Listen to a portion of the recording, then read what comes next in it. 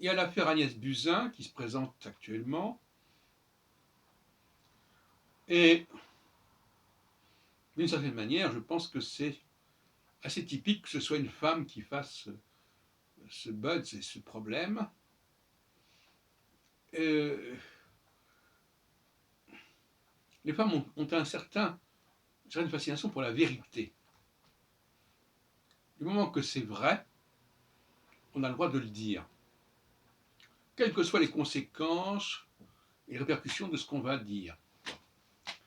Alors, ce souci de la vérité me paraît suspect et me paraît relever d'une forme d'autisme. Parce que les autistes, ils raisonnent comme ça. Ils ne savent pas comment ça sera vécu, mais il y a des choses qui sont vraies, et pour eux, le vrai, c'est ce qui les autorise à parler. Certaines personnes d'ailleurs qui ont ce symptôme, qui consiste aussi par exemple à dire une chose parce que quelqu'un d'autre l'a dit. Et donc ils ne sont pas dans le subjectif. Ça a été dit, donc je le répète. Du moment que ça se dit, je le dis. Du moment que ça s'est produit, je le dis. C'est une éthique particulière, fondée sur l'idée de vérité, qui permet de ne pas tenir compte de l'environnement, de l'interlocuteur, des conséquences qui peuvent se produire, parce que ça les dépasse. Donc, ils se raccrochent à l'idée de vérité. Vous avez déjà certainement rencontré des personnes comme ça, qui disent une chose, parce que c'est vrai, elles le ressentent comme ça, et elles se foutent de savoir comment ça sera ressenti et vécu. Ça, c'est trop compliqué pour elles, donc on s'en tient à cette ligne, c'est vrai, ça s'est produit, ça a été dit, donc je le répète, donc je le sors. Voilà. Bon, alors certaines personnes diront que j'exagère. Alors, quelque part,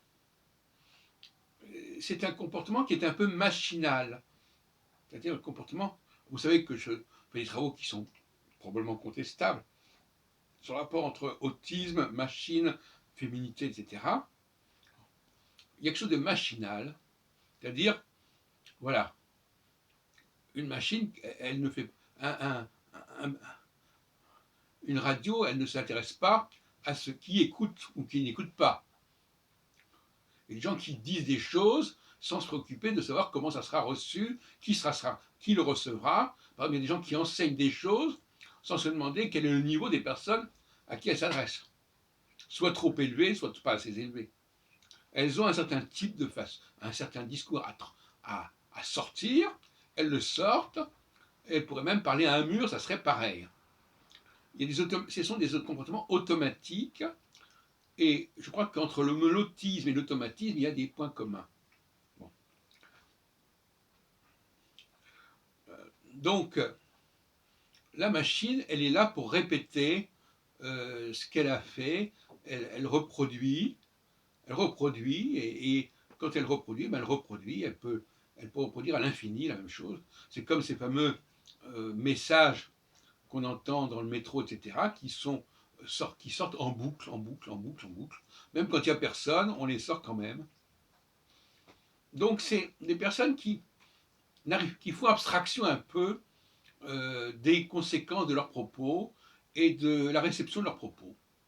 On dit souvent que les femmes sont des récepteurs. Moi, j'ai toujours dit qu'elles étaient des émetteurs, en tout cas des transmetteurs. Un récepteur, c'est quelqu'un qui fait attention à ce qui se passe autour de lui. Un émetteur, c'est quelqu'un qui éventuellement s'exprime sans se demander comment ça sera vécu et à qui il parle. Donc, il faut être sérieux. Hein. Alors, tout à l'heure, quelqu'un m'a demandé si les animaux étaient des machines. J'avais fait une petite vidéo sur les canards.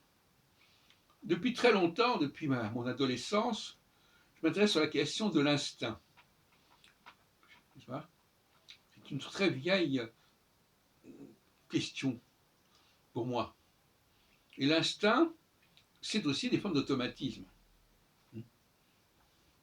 on va faire automatiquement certaines choses. Et on va faire automatiquement certaines choses. Et il y a une thèse que je développais quand j'avais, je sais pas, 16 ans, c'était est-ce que c'est quelque chose qui s'est cristallisé, qui s'est sclérosé? C'est-à-dire, est-ce que les gens qui n'ont pas de liberté sont des gens qui ont perdu leur liberté? C'est-à-dire qu'il y avait quelque chose qui se produisait de manière libre, et puis progressivement, ça s'est crispé, ça s'est figé.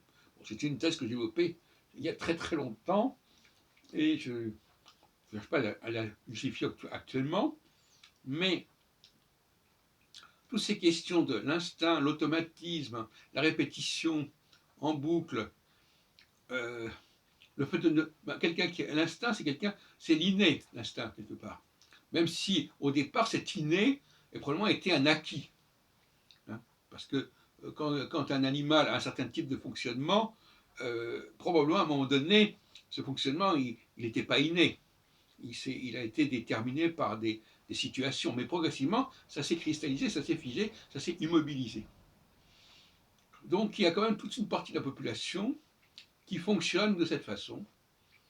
Alors, d'un autre côté, je dirais que quand on est dans le domaine de la cyclicité,